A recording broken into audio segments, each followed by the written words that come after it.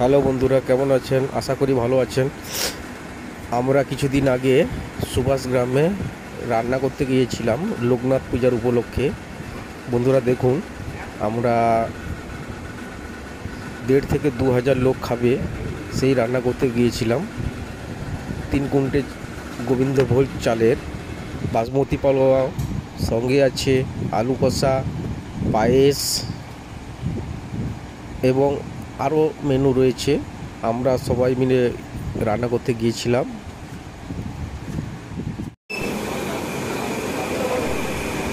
Station থেকে নেমে আমরা হেঁটে গিয়েছিলাম ওই লোকনাথ মন্দিরের কাছে।